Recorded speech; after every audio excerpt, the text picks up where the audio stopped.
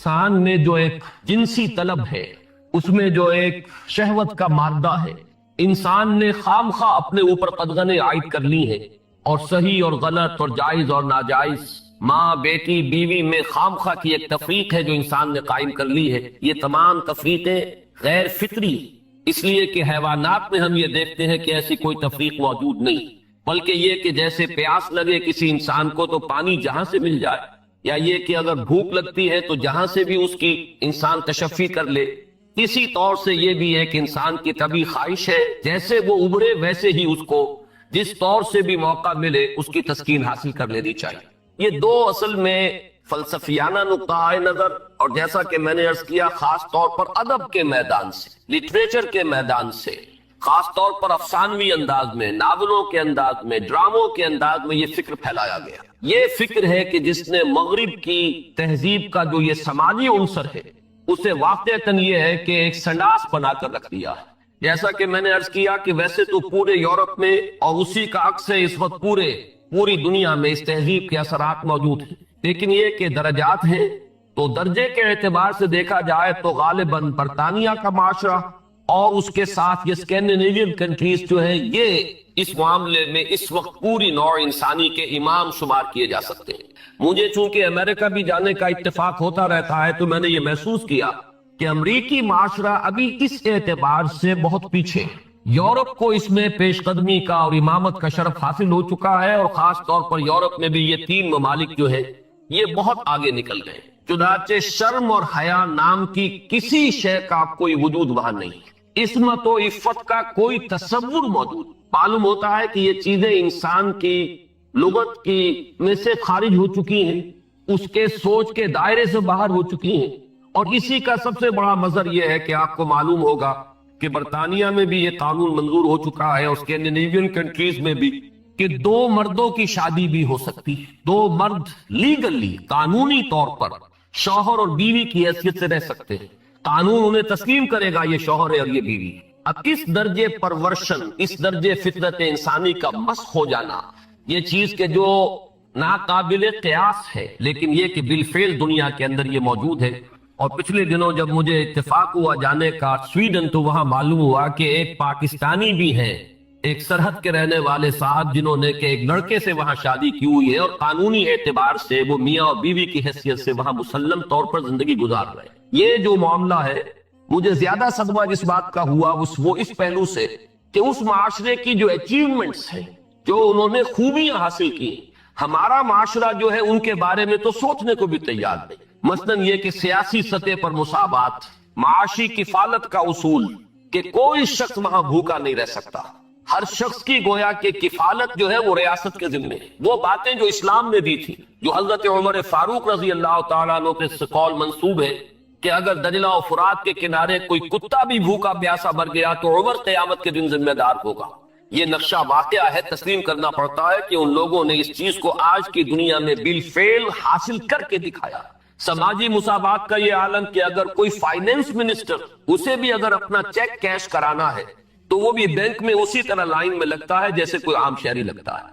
یہ سماجی مساوات کہ غریب سے غریب آدمی بھی وہاں پر جو بھی ہے، چاہے وہ ویلفیئر پر زندگی گزار رہا ہو، وہ خود معذور ہو چکا ہو اور صرف اسے حکومت کی طرف سے جو ہے سہولتیں حاصل ہو، لیکن اس کا بچہ بھی اگر بیمار ہوگا تو اسے وہی علاج میسر آئے گا جو وہاں کسی کروڑ پتی کے بچے کو علاج میسر آئے گا، اور اس کے بچے کو بھی وہی تعلیم ملے گی جو کسی منسٹر کے بچے کو تعلیم حاصل ہو سکے۔ یہ چیزیں جو ان کے ہاں اچھی ہیں فی الواقع، جو اصلاً تو ہماری تھی، لیکن یہ ہے کہ اس وقت اگر ہمیں وہاں پر یہ چیزیں نظر آتی ہیں تو مجھے تو وہی احساس ہوا تھا کہ کتابیں اپنے آبا کی یہ موتی علم و حکمت کے جو دیکھیں ان کو یورپ میں تو دل ہوتا ہے سی پارا، چیزیں ہماری تھیں لیکن یہ انہوں نے کر کے دکھائی۔ بدقسمتی ہماری یہ ہے کہ ان چیزوں کے بارے میں تو ابھی ہمارے ہاں کوئی سوچ نہیں، ادھر پیش قدمی کا کوئی امکان نہیں، ہم سینکڑوں کوس دور ہیں اس سے کہ اس قسم کے کوئی ہم معاشرتی ارتقاء جو ہے اس کے بارے میں سوچ بھی سکے، لیکن جو ان کی گندگی ہے جس نے کہ ان کو تباہ کر کے رکھ دیا ہے، خاندانی نظام ٹوٹ پھوٹ کر رہ گیا ہے۔ جیسا کہ میں نے عرض کیا کہ شرم اور حیا جو ہے وہ ان کے لغت سے خارج ہو چکے ہیں، عصمت و عفت کے الفاظ بے معنی ہو چکے ہیں، یہ وہ گندگیاں ہیں کہ جن کو اپنے اس معاشرے کے اندر لانے کے لیے ہمارے ہاں ایک طبقہ ہے کہ جو پورے طور پر فعال ہے، اگرچہ عددی اعتبار سے اس کی کوئی حیثیت نہیں، وہ ایک بہت ہی حقیر اقلیت ہے، لیکن معنوی حیثیت ہے، اخبارات میں ان کے مضامین چھپتے ہیں، وہ دانشور شمار ہوتے ہیں، سرکاری حلقے جو ہے وہ ان کو سپورٹ کرتے ہیں، ذرائع ابلاغ جو ہے ان تک ان کی رسائی ہے، لہذا اس معاشرے میں تیزی کے ساتھ یہ چیزیں جو ہیں وہ سرایت کرتی چلی جا رہی ہیں۔ بہرحال اس تمہید کے بعد اصلاً مجھے جس موضوع پر گفتگو کرنی ہے میں اس کی طرف آ رہا ہوں۔ میں جہاں تک پردہ اور زنا کے استیصال کے لیے جو دوسری تدابیر اسلام نے اختیار کی ہیں، جہاں تک اس کا تعلق ہے اس پر انشاءاللہ علیحدہ کسی موقع پر تقریر کروں گا۔ آج کے لیے میں نے طے کیا ہے کہ صرف اس مسئلے کو اچھی طرح ہم تھریش کریں، دیکھیں کہ واقعتاً نظریہ مساوات مرد و زن اس میں کوئی حصہ درست ہے یا نہیں ہے، تو کون سا ہے۔ ہمارے سامنے کسوٹی اور معیار جو ہے وہ اللہ کی کتاب ہے، اس کے رسول صلی اللہ علیہ وسلم کی سنت ہے۔ ہمیں ان دونوں چیزوں کے حوالے سے دیکھنا ہے کہ اس نظریے میں صداقت کا ایلیمنٹ کتنا ہے اور دھوکہ اور فریب کا حصہ کتنا ہے۔ میں سب سے پہلے تو یہ عرض کروں گا کہ اسلام بھی دو سطحوں پر عورتوں اور مردوں کے درمیان کامل مساوات کا قائل ہے، لیکن ایک تیسری سطح وہ ہے کہ جس پر وہ ایک فرق کرتا ہے، درجہ بندی کرتا ہے۔ ان دونوں کو علیحدہ علیحدہ سمجھ لینا چاہیے۔ پہلی سطح جس پر کہ اسلام عورت اور مرد کے درمیان کامل مساوات کا قائل ہے، وہ شرف انسانیت ہے۔ مرد بھی انسان ہے، عورت بھی انسان ہے۔ جو شرف انسانیت ہے اس میں مرد اور عورت برابر کے شریک ہیں۔ اگر کسی کے ذہن میں یہ تصور ہے کہ عورت کا وجود ایک گھٹیا وجود ہے، عورت ایک کمتر وجود کی حامل ہے، تو یہ خالص غیر قرآنی اور غیر اسلامی نقطہ نظر ہے۔ بدقسمتی سے بعض دوسرے معاشروں کے اثرات ہمارے ذہنوں میں بھی آ گئے۔ خود عیسائی معاشرے کا بنیادی تصور یہ تھا کہ عورت ہے ہی گناہ کی گٹھڑی، مجسم برائی۔ یہ ایو سے ایول کا لفظ بنا ہے۔ حضرت حوا کے لیے ان کے ہاں لفظ ایو ہے، اور ایو سے ایول ہے، ایول برائی کو کہتے ہیں، یعنی یہ کہ عورت کا تو سارا وجود ہی سرتاسر برائی ہے۔ یہ چیزیں کچھ مختلف ذرائع سے ہمارے ذہنوں میں بھی آئی۔ پھر یہ کہ یہ معاشرہ جو ہے ہمارا، جو پس منظر ہے تاریخی ہندو معاشرہ، اس میں بھی عورت کے گھٹیا ہونے کا تصور موجود ہے۔ تو سب سے پہلے یہ کہ ہمیں اپنے قلوب کا، اذہان کا جائزہ لے لینا چاہیے کہ اگر اس طرح کا کوئی جرثومہ ہمارے فکر میں ہے تو یہ خالص غیر قرآنی، غیر اسلامی۔ شرف آدمیت جس کا نام ہے، اس میں عورت اور مرد برابر اور مساوی طور پر شریک ہے۔ میں نے اس کے ضمن میں آپ کے سامنے ایک تو آیت مبارکہ پڑھی ہے سورہ نساء کی۔ آپ کو معلوم ہے کہ معاشرتی مسائل پر قرآن مجید کی جامع ترین سورت سورہ نساء ہے۔ اس کا آغاز ہی اس سے ہوتا ہے کہ یا ایھا الناس، اے لوگو، اتقوا ربکم الذی خلقکم من نفس واحدۃ وخلق منها زوجہا وبث منہما رجالا کثیرا ونساء۔ اے لوگو، اپنے اس رب کا تقوی اختیار کرو جس نے تمہیں ایک انسانی جان سے پیدا کیا، اسی سے اس کا جوڑا بنایا، اور ان دونوں سے کثیر تعداد میں مردوں اور عورتوں کو زمین میں پھیلا دیا۔ گویا کہ پوری نوع انسانی ایک انسانی جوڑے کی نسل ہے۔ آدم اور حوا علیہ السلام انہی کی اولاد ہے۔ تمام انسان، اس پہلو سے تمام انسان بھی برابر ہیں، اگرچہ نسلیں ان کے اندر وجود میں آ گئی ہیں، اگرچہ شکلیں مختلف ہو گئی ہیں، رنگتیں ان کی تبدیل ہو گئی ہیں، ایک دوسرے سے بہت مختلف ہو گئی ہیں، لیکن یہ کہ تمام شعوب و قبائل کا فرق ہو یا لونی یا لسانی فرق ہو، ان سب کی کوئی حقیقت اس اعتبار سے نہیں ہے کہ کوئی ان میں اونچا ہو جائے، کوئی نیچا ہو جائے۔ کلکم بنو آدم و آدم من تراب، تم سب کے سب جو ہو آدم کی نسل سے ہو، اور آدم مٹی سے بنائے گئے تھے۔ لا فضل لعربی علی عجمی ولا لعجمی علی عربی ولا لاحمر علی اسود ولا لاسود علی احمر الا بالتقوی۔ یہ معاملہ جہاں عربی اور عجمی اور کالے اور گورے کے مابین ہے، وہیں مرد اور عورت کے مابین بھی ایک ہی انسانی نسل۔ اور آج بھی آپ دیکھیے آدم و حوا سے آگے گزر کر آخر ایک ہی ماں باپ کی اولاد میں بیٹے بھی ہوتے ہیں، بیٹیاں بھی ہوتی ہیں۔ ایک ہی ماں کے نطفے سے بیٹا بھی ہے اور بیٹی بھی ہے، ایک ہی ماں کے بطن سے بیٹی کی بھی ولادت ہو رہی ہے اور بیٹے کی بھی ہو رہی ہے۔ تو کوئی فرق و امتیاز ان کے مابین اس پہلو سے کہ مرد مرد ہونے کے ناطے اعلیٰ ہو اور عورت عورت ہونے کے حوالے سے گھٹیا اور ادنا ہو، یہ خالص غیر اسلامی، غیر قرآنی تصور ہے۔ شرف آدمیت، شرف انسانیت میں یہ بالکل مساوی۔ دوسری چیز کہ جس میں اسلام پوری مساوات تسلیم کرتا ہے، وہ ہے نیکی کا میدان، خیر کا میدان، اخلاق کا میدان، روحانیت کا میدان۔ اس میں بھی دونوں برابر ہیں، ان میں کوئی تفریق نہیں، کسی پہلو سے کوئی فرق نہیں۔ میں نے اس کے ضمن میں ایک طویل آیت قرآن مجید کی آپ کو پڑھ کر سنائی ہے، آپ خود غور کریں گے کہ یہ جو گردان کا سا انداز یہاں لیا گیا ہے سورہ احزاب کی آیت نمبر 36 میں، آیت نمبر 35 میں، اس سے آپ خود اندازہ کر سکتے ہیں کہ تصور کیا دینا مقصود ہے۔ ان المسلمین والمسلمات، بے شک مسلمان مرد مسلمان عورتیں، والمومنین والمومنات، مومن مرد مومن عورتیں، والقانتین والقانتات، فرما بردار مرد فرما بردار عورتیں، والصادقین والصادقات، راست باز مرد راست باز عورتیں، والصابرین والصابرات، صبر کرنے والے مرد اور صبر کرنے والی عورتیں، والخاشعین والخاشعات، اللہ سے خشوع کا تعلق رکھنے والے، اللہ کے سامنے جھکنے والے مرد اور جھکنے والی عورتیں، والمتصدقین والمتصدقات، اور صدقہ دینے والے مرد اور صدقہ دینے والی عورتیں، والصائمین والصائمات، اور روزہ رکھنے والے مرد اور روزہ رکھنے والی عورتیں، والحافظین فروجہم والحافظات، اور اپنی شرمگاہوں کی حفاظت کرنے والے مرد اور اپنی شرمگاہوں کی حفاظت کرنے والی عورتیں، والذاکرین اللہ کثیرا والذاکرات، اور اللہ کا ذکر کثرت سے کرنے والے مرد اور اللہ کا ذکر کثرت سے کرنے والی عورتیں، اعد اللہ لہم مغفرۃ واجرا عظیما، اللہ نے ان سب کے لیے تیار کی ہوئی ہے، فراہم کی ہوئی ہے مغفرت بھی اور بہت بڑا اجر۔ یہ سارا جو ہے اس آیت کا ماحصل کیا ہے؟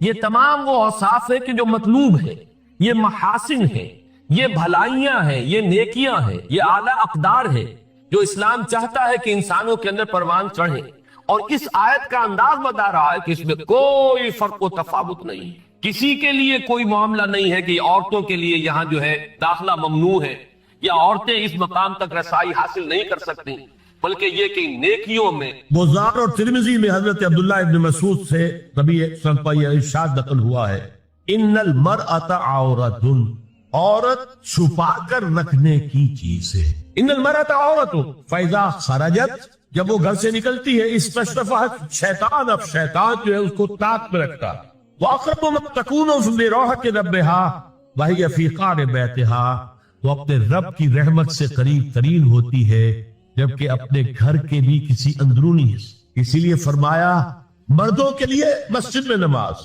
افضل 28 گنا، اور عورت کے لیے گھر کی نماز مسجد سے افضل، گھر کے صحن کی مسجد سے افضل، دالان کی صحن سے افضل، کمرے میں اس سے افضل، اور کمرے کی کو بغلی کوٹھڑی ہے تو اس میں سب سے افضل۔ یہ احادیث نبی عبداللہ ابن احمد ابن حنبل نے زوائد الزہد میں اور ابن ابی شیبہ نے ابن سعد نے اپنی کتابوں میں مسروق کی روایت نقل کی ہے کہ حضرت عائشہ جب تلاوت قرآن کرتے ہوئے اس آیت پر پہنچتی تھی وَقَرْنَ فِي بُيُوتِكُنَّ، تو بے اختیار رو پڑتی، گھروں میں رہو۔ حضرت عائشہ نے شہادت عثمان کے بعد باہر نکل کر لشکر کی تیاری، پھر ساری عمر افسوس رہا کہ میں نے غلط۔ حافظ ابو بکر بزار حضرت انس سے روایت کرتے ہیں کہ عورتوں نے حضور سے عرض کیا کہ ساری فضیلت مرد لوٹ کے لے گئے، وہ جہاد کرتے اور خدا کی راہ میں بڑے بڑے کام کرتے، ہم کیا عمل کریں کہ ہمیں بھی مجاہدین کے برابر اجر مل سکے؟ جواب میں آپ نے فرمایا من قاتل منکن فی بیتہا فإنہا تدرک عمل المجاہدین، تم میں سے جو شخص اپنے گھر میں بیٹھی رہے گی وہ مجاہدین کا اجر حاصل کرتا۔ یہ ایک ہوا کا رخ ہے، بتایا جا رہا ہے، یہ نظام ہے جس کو اس شکل میں دیا جا رہا۔ اب آئیے سورہ نور کی طرف۔ یا ایھا الذین آمنوا لا تدخلوا بیوتا غیر بیوتکم حتی تستأنسوا وتسلموا علی اہلہا ذالکم خیر لکم لعلکم تذکرون۔ اہل ایمان مت ہرگز مت داخل ہو اپنے گھروں کے علاوہ کسی اور گھر میں جب تک کہ تم ان کے ساتھ مانوس نہ ہو جاؤ، اذن نہ لے لو، ان پر سلام نہ کرو، یہی تمہارے لیے خیر ہے۔ اس کے بعد تفصیل آئی ہے، اس میں میں اس وقت نہیں جا رہا۔ اور جو لوگ اس پر عمل نہیں کرتے ان کے بارے میں قرآن مجید کیا کچھ حضور کیا کچھ فرما رہے ہیں یہ آپ سن لیجیے، بہت سخت احکام۔ عن ابی ہریرہ رضی اللہ عنہ ان رسول اللہ صلی اللہ علیہ وسلم قال لو ان امرأ اطلع عليك بغیر اذن فخذفته بشاة ففقعت عینه ما كان عليك من جناح، متفق علیہ، بخاری اور مسلم دونوں کی۔ اگر کوئی شخص تمہارے گھر میں بغیر اجازت کے داخل ہو جائے اور تم اس کی سزا کے طور پر اس پر کنکریاں پھینکو اور اس کی آنکھ پھوٹ جائے کنکری سے تو تم پر کوئی گناہ نہیں۔ بغیر اجازت کے گھر میں آ گیا ہے، بغیر اذن کے، بغیر استئذان کے کنکریاں مارو اور کنکری سے آنکھ پھوٹ جائے، فما كان عليك من جناح، کوئی حرج نہیں۔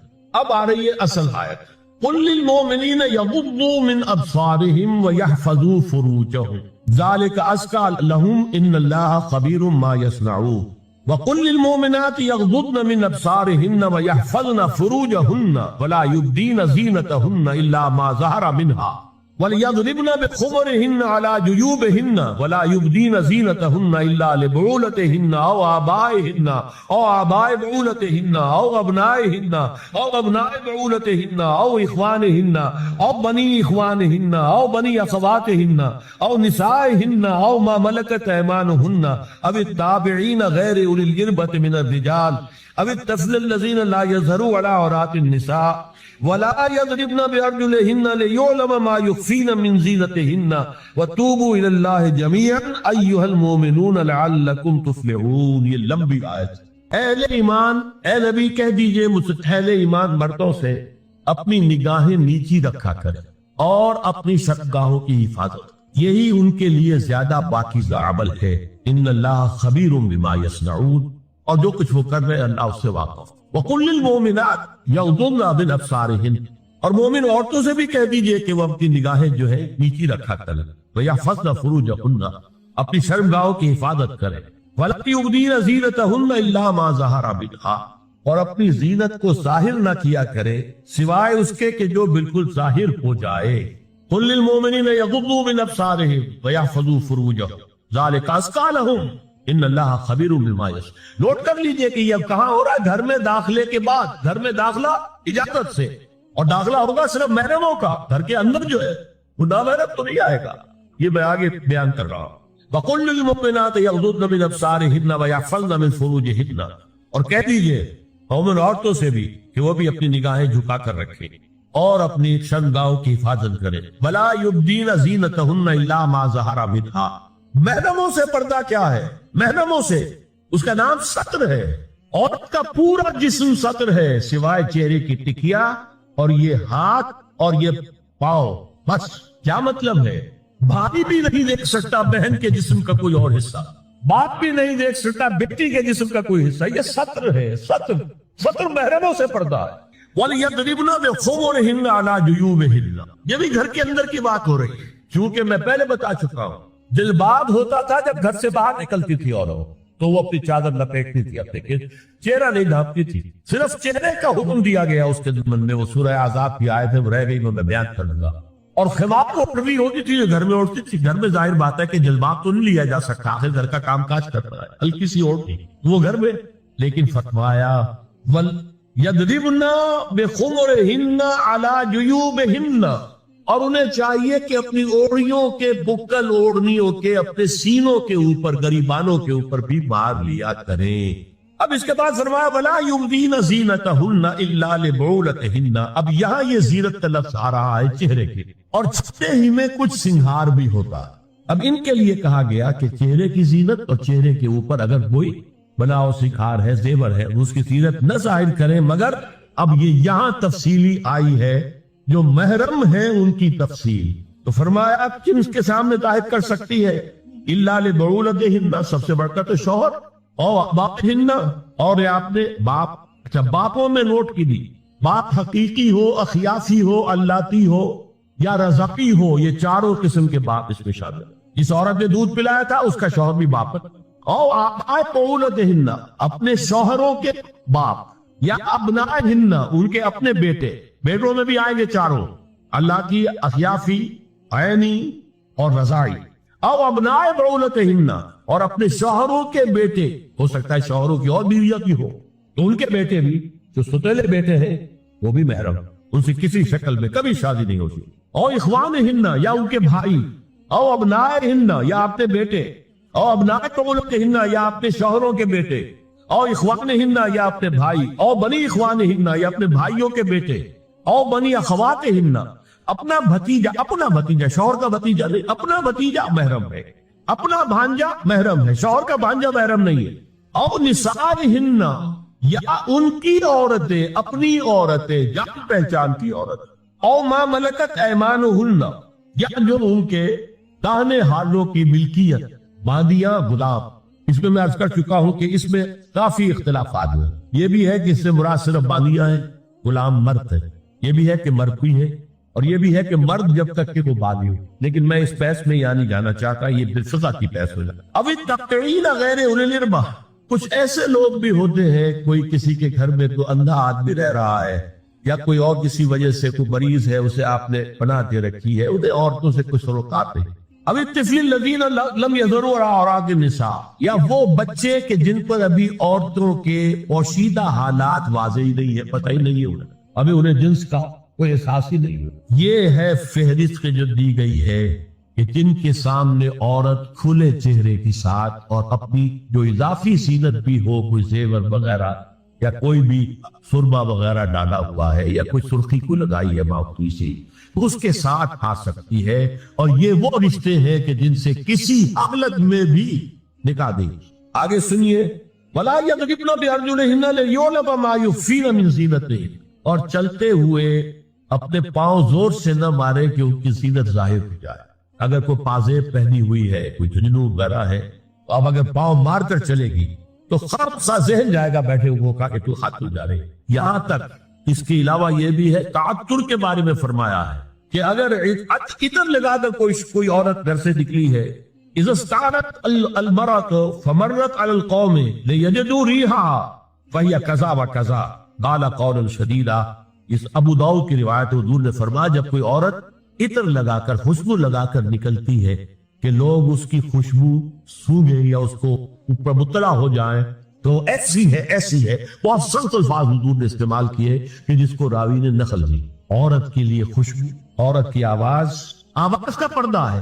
اب دیکھیے کس حد تک نماز میں اس وقت عورتیں بھی شریک ہو رہی ہیں. اگر کہ حضور نے فرمایا مردوں کی صف بہترین سب سے آگے والی ہے اور سب سے بری صف سب سے پیچھے ہے، کیونکہ اس کے پیچھے پھر عورتوں کی صف ہوتی ہے، اور عورتوں کے لیے سب سے اچھی صف سب سے پچھلی والی ہے اور سب سے بری سب سے آگے والی ہے.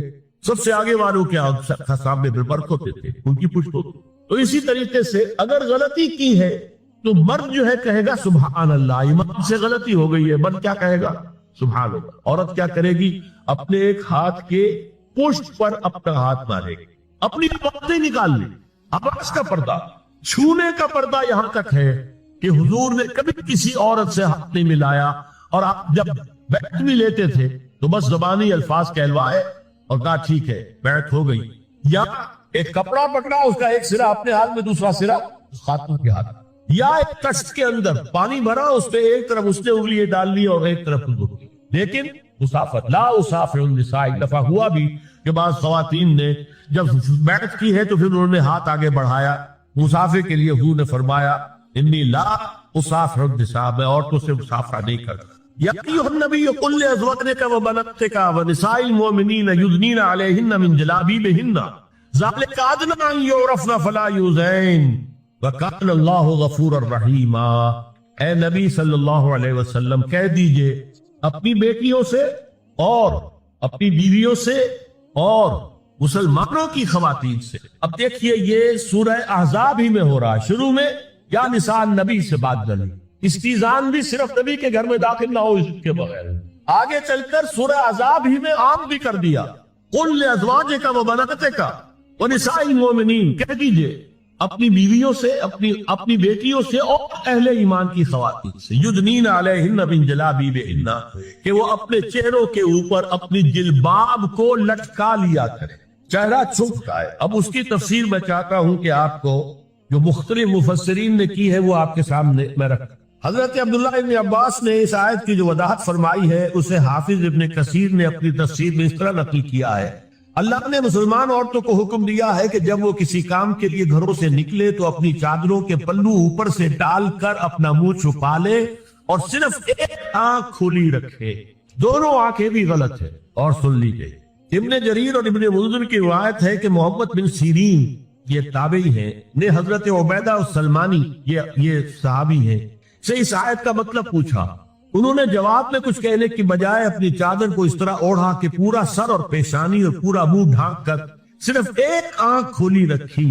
اور سنیے ابو بکر بن عبداللہ ابن عربی نے یدنین علیہن من جلابیبہن کا مفہوم ان الفاظ میں بیان کیا ہے، تغطى به وجهها حتى لا يظهر منها الا عينها اليسرى، کہ عورت اپنی چادر کو پورے وجود پر ڈھانپ لے اور اس طرح چہرے کو بھی ڈھانپے کہ صرف بائیں آنکھ کھلی رہے۔ علامہ حمید الدین فراہی کو نظم قرآن کے فہم میں خصوصی مقام حاصل تھا۔ انہوں نے حجاب کے بارے میں اپنے ایک مکتوب میں ہاتھ اور چہرہ کھلا رکھنے کو جائز قرار دینے کے موقف کے بارے میں لکھا ہے کہ میری رائے میں نظم قرآن پر توجہ نہ کرنے سے یہ غلط فہمی پیدا ہوئی ہے۔ وہی بات کہ سورہ عذاب میں گھر سے باہر کا پردہ ہے اور سورہ نور میں گھر کے اندر کا پردہ ہے۔ باقاعدہ الحق تو احق بأن یتبع، حق جو ہے وہ اس کا زیادہ حقدار ہے کہ اس کی پیروی کی جائے۔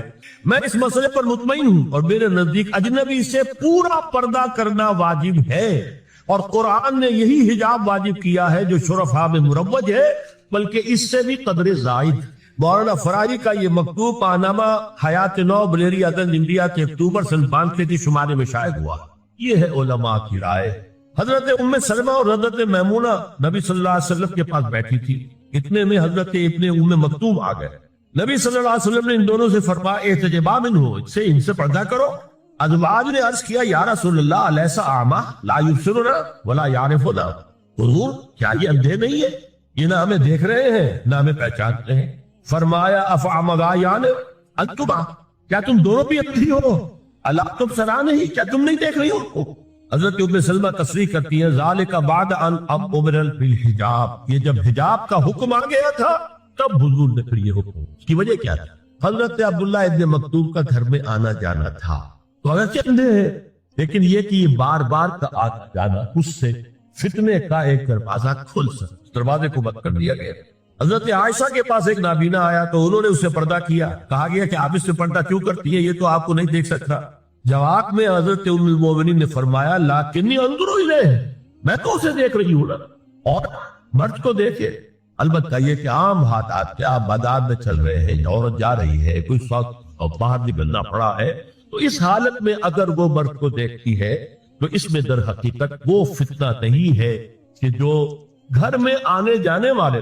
اب ایک آخری مسئلہ ہے، دو حدیثیں ایسی ہیں جو میری گفتگو کے خلاف جاتی ہیں اور میں دیانت کا تقاضا سمجھتا ہوں کہ وہ بھی آپ کے سامنے بیان کروں۔ حضور کے بارے میں یہ معلوم ہے کہ دو خواتین جو ویسے نامحرم تھی وہ